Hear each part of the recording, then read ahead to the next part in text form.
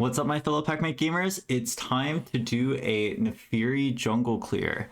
This is actually very unlike me because I'm a Naafiri mid main, but I have been playing more Naafiri jungle recently, and honestly, I noticed that Naafiri's clear is actually very slow on average. Even for challenger players, it's actually a 321 for Naafiri's clear, and the average is 324, I think.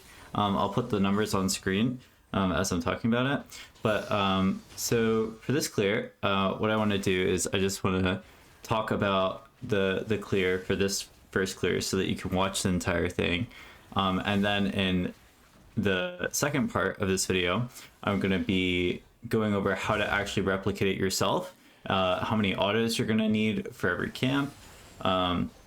Since it actually is a very intensive clear, just by what you can see there, you really have to nail your Q in order to get the all the small croaks. There's some safety measures in order to not have to nail it perfectly, and if you don't get it the first time, then that's fine. You will just lose like maybe like 2-3 seconds max, which is fine.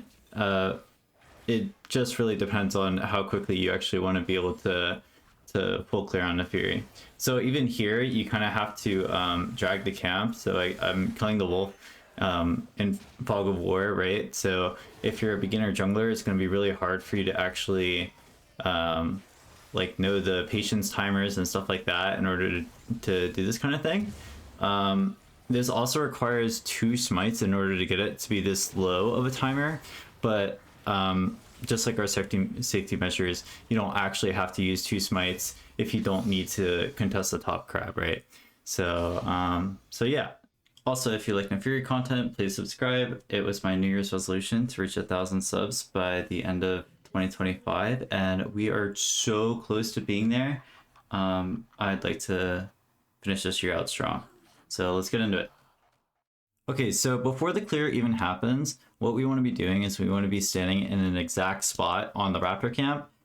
This is because we're going to be able to hit all of the raptors at the same time and just be consistent with it every time, so that the raptors will attack our pack mates at the end when we're kiting away, in order for us to always land the Qs on them, so that one's not running away and chasing after you while the rest are auto-attacking your pack mates. And then the second thing we want to do is just make it consistent so that we hit everything. Is there's a small little green Christmas tree right here, which is really cute. We can use that as a little marker so that we can cast our Q on it or to the right of it, however you preference that. Anywhere around that area, you will hit all of the raptors, and that makes it a lot easier. And the way that we're going to clear the raptors is we're going to do auto attack, Q, auto attack, Q, and then 5 auto attacks. And then what this is going to do is it's going to let it the raptors be in execute range of our Q. Our Q bleed has an execute threshold, which is at 30 at rank 1 or at level 1. So we're going to be using that a lot for our clear, okay? So going into your Krug camp, what you want to make sure that you're doing is that you're hitting your first part of your E on the big Krug, but hitting your second part of the E on the medium Krug and the big Krug. From there, what you're going to be doing is you're going to be auto-attacking it 3 times, queuing, autoing 3 more times, queuing, autoing 3 more times, and then now it's around 100, 200-ish HP, where what you want to do is you want to E over the wall. You want to make sure that when you're Eing over the wall, that you are inside the big Krug as you E. This way, your first part of your E is going to land on the big Krug and continue to aggro it.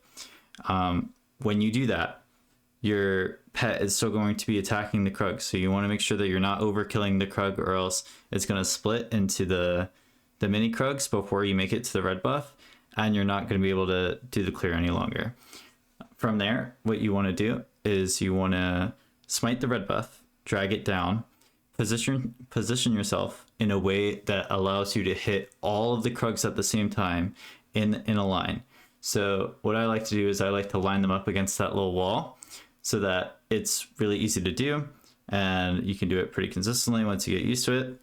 And from there, what you want to do is you want to E away as far as possible in order for your dogs to stop auto attacking the red buff so that you can build space to your next camp.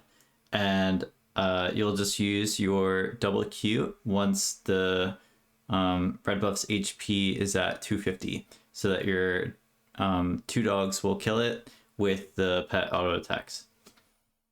Now, if for whatever reason your Q doesn't actually execute the big Krug here, what you want to be doing is you can use your second Q on the big Krug to still kill it. The issue is that when it splits into the smaller Krugs, the pet will not be able to kill it in time. So you'll need to kite the red buff just a little tiny bit up and try to hit all of the small Krugs at the same time with your E. And this will be a small time loss, but it will make sure that the clear is actually still doable. So this is one of the safety nets that you have going forward in the clear for learning how to do this. For wolves, what we're going to do is we're going to E over the wall, we're going to auto attack Q, auto attack 3 times, Q again, auto attack 4 times, and then we're going to kite all the way over right next to the blue wall, E over the blue wall, and then start auto attacking the blue buff. So from here, the wolf will chase us into this little bush here, and we won't know its HP because it's hiding in the bush. But from experience, what we're going to know is that it was at 250 HP, so if we double Q it, it will die. So as long as it's chasing us still, what we're going to do is we're going to try to Q through the blue buff and hit the wolf at the same time so that we're getting max effectiveness out of our Q. From here, we're going to keep auto attacking the blue buff, and then we're going to use our E to the max extent so that our dogs stop autoing the blue buff so we can kite the Gromp. And from this point, we want to get the blue buff very low but not kill it, because we're going to be using spells that we're going to be using on Gromp to kill the blue buff. So you can kite it, get it to around 500-ish HP, and let your dogs auto attack it, and then Q again after your dogs are done auto attacking so that they pounce back and get some extra pet damage in. But from there, we're going to walk to the Gromp, smite it, and then get ready to use our abilities on both Gromp and blue buff at the same time. And obviously, you don't actually have to smite Gromp if you want to hold it for Scuttle Crab. It's just a lot easier to pull the Gromp with smite so that you can land both your spell on Gromp and on the blue buff at the same time. But you don't have to do it. It just makes your clear a little bit faster. Thank you guys for watching, and this is just the uninterrupted full clear.